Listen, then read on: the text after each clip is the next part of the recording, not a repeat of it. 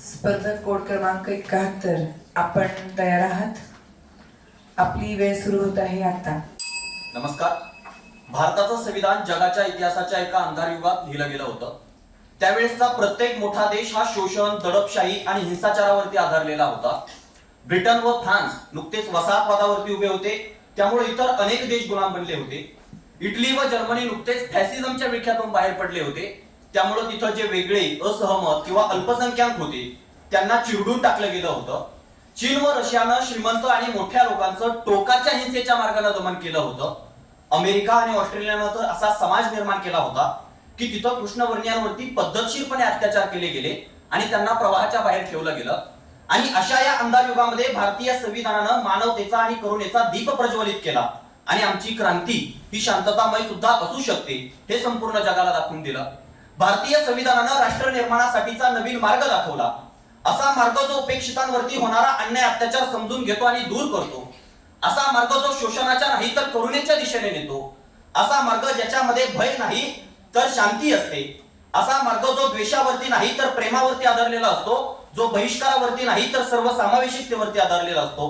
देशातील 28 राज्य, 7 केंद्रशासित प्रदेश, 5,96,608 खेडी यामध्ये वास्तव्य करणाऱ्या 90 प्रकारच्या धर्मांचं आचरण करणाऱ्या, 270 मातृभाषा बोलणाऱ्या आणि भारताला एकसंध, मुक्त आणि सशक्त राष्ट्र निर्माणासाठी कटिबद्ध असणाऱ्या 140 कोटी लोकांना स्वतःमध्ये सामावून घेण्याचं काम भारतीय संविधानानं केलं. याच संविधानाचे वापरकर्ते नागरिक म्हणजे तुम्ही आणि आम्ही या संविधानाचा वापर करण्यासाठी आज यशस्वी ठरलोत का, याची 75 वर्षांची वाटचाल स्पष्ट करण्यासाठी आपल्या समोर उभा आहे. नमस्कार, मी स्पर्धक कोड क्रमांक 71 आपल्या समोर विषय मांडतोय, भारतीय संविधानाचा अमृत महोत्सव.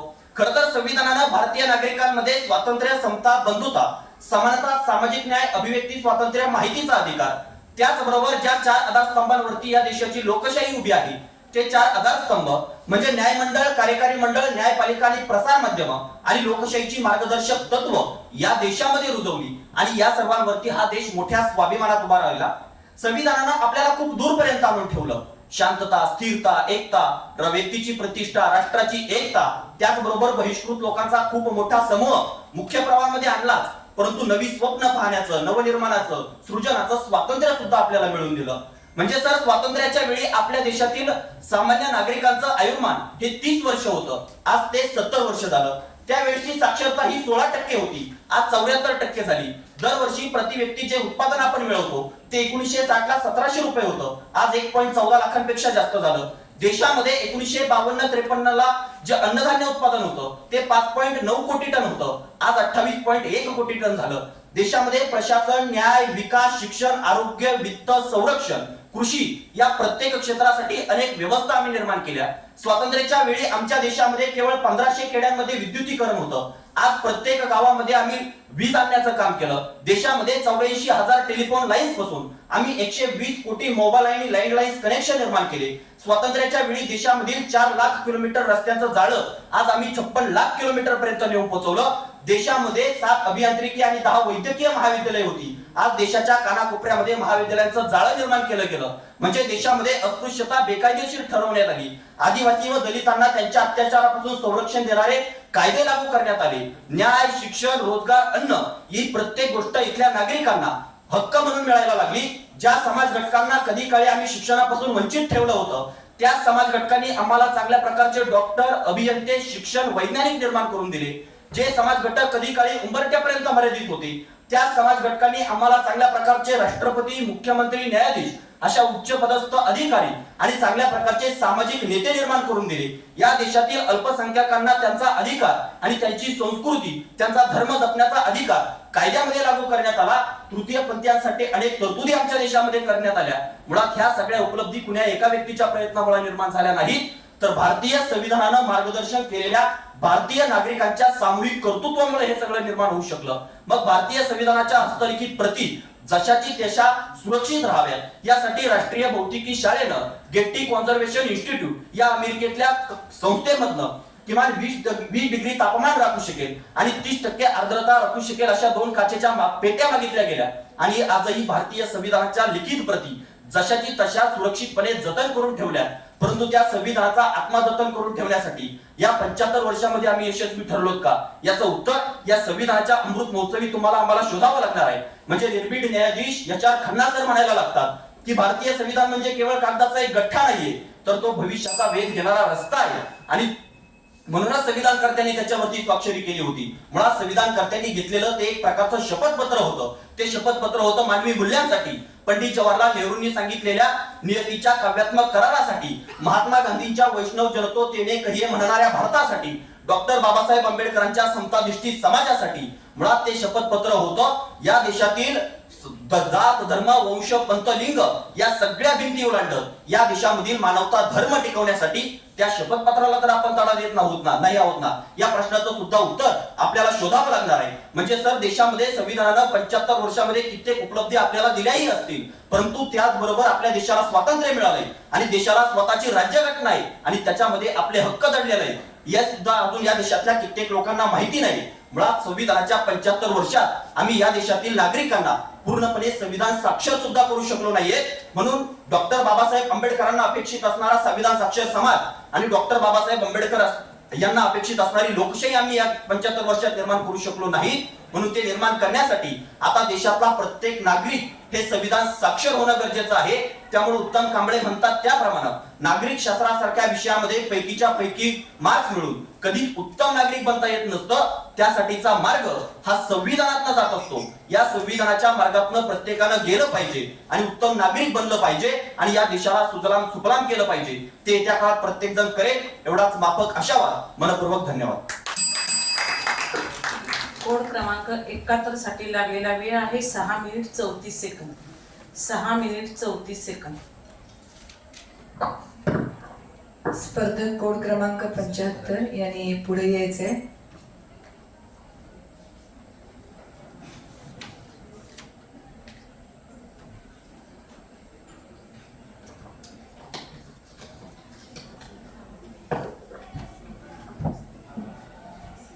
आता व्यासपीठावरती गेलेला स्पर्धक कोड क्रमांक आहे 75 आणि त्यांनी काढलेल्या स्पर्धक कोड क्रमांकाची चिठ्ठीचा क्रमांक आहे, स्पर्धक कोड क्रमांक आहे 78. स्पर्धक कोड क्रमांक 78 आहे.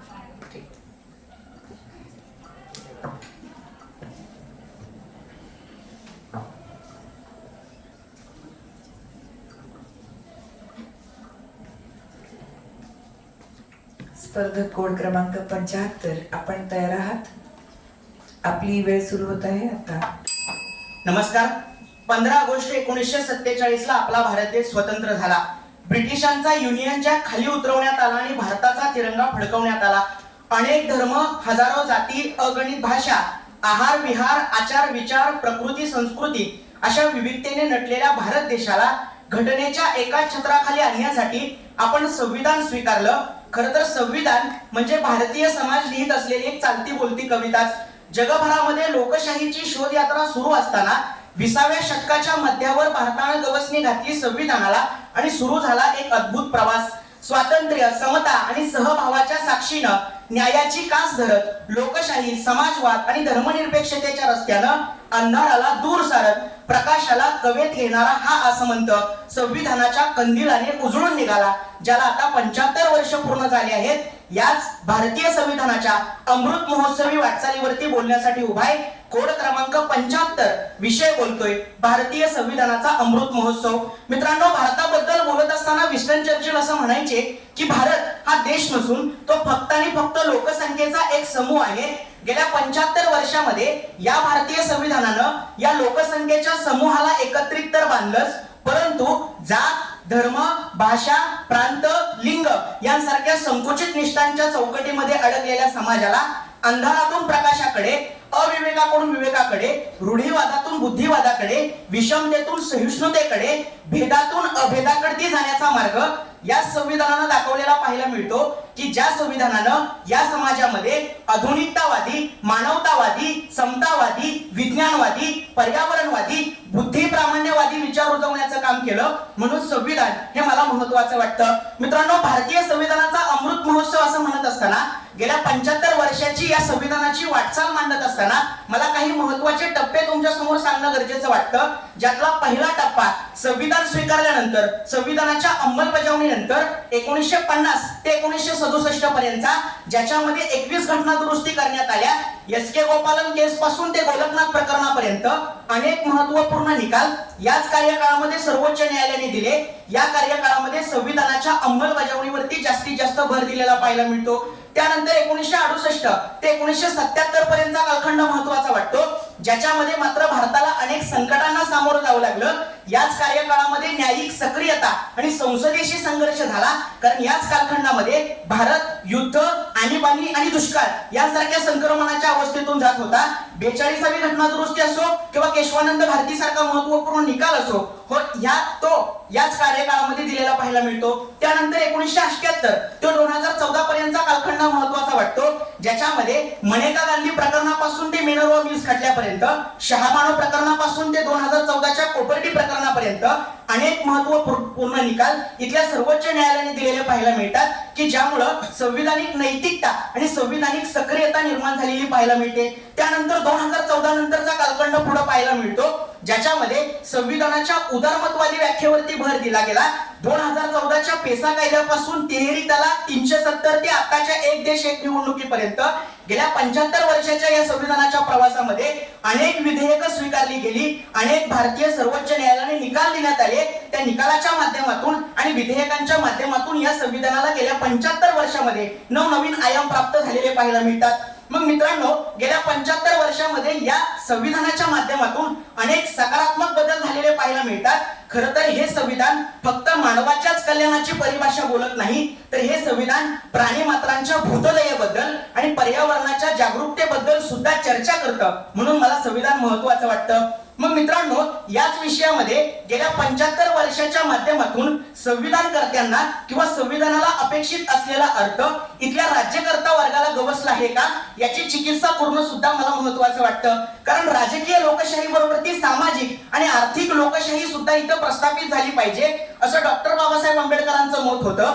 आजच्या काळामध्ये ती राजकीय आणि राजकीय लोकशाही प्रस्थापित होते, परंतु सामाजिक आणि आर्थिक लोकशाही प्रस्थापित होते का, हा खऱ्या अर्थानं प्रश्न तसाच अनुत्तरित राहतो. कारण विकास नावाची संकल्पना ही शेवटच्या व्यक्तीपर्यंत पोहोचली पाहिजे, असं म्हणणाऱ्या गांधीजींच्या देशामध्ये गरिबांचा भारत आणि श्रीमंतांचा शायनिंग इंडिया अशी आर्थिक आणि सामाजिक विषमतेची परिस्थिती निर्माण होत आहे. भारतीय संविधानाच्या 5व्या आणि 6व्या अनुसूचीमध्ये आदिवासींना विशेष अधिकार देण्यात आलेले आहेत. त्या विशेष अधिकारांची अंमलबजावणी आजच्या काळामध्ये होते का?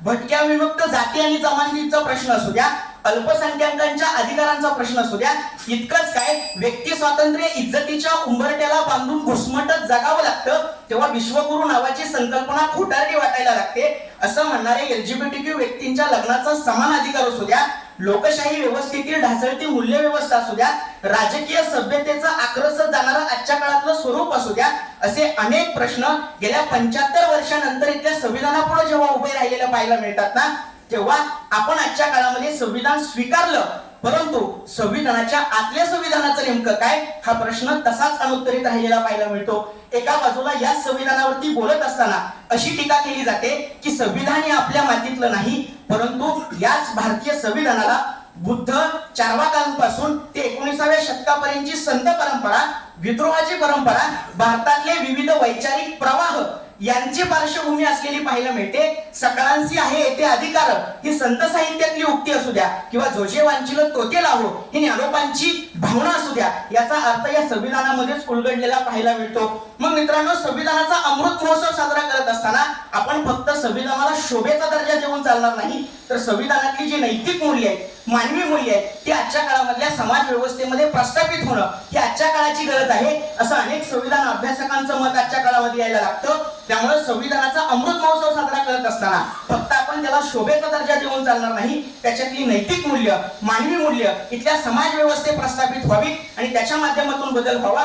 तो बदल येत्या काळामध्ये घडेल एवढाच माफक आशावाद व्यक्त करतो आणि शेवटी इतकंच म्हणतो, अंधारून आल्या 10 दिशा म्हणून तू घाबरू नकोस, कारण उजेड पेरणाऱ्या मशाली अद्यापही कुणाच्या गुलाम नाहीत. हीच धगधगती मशाल, संविधानाची मशाल अशीच पेटती राहो. मनपूर्वक धन्यवाद. कोड क्रमांक 75 साठी वेळ लागलेला आहे 6 मिनिट 48 सेकंद.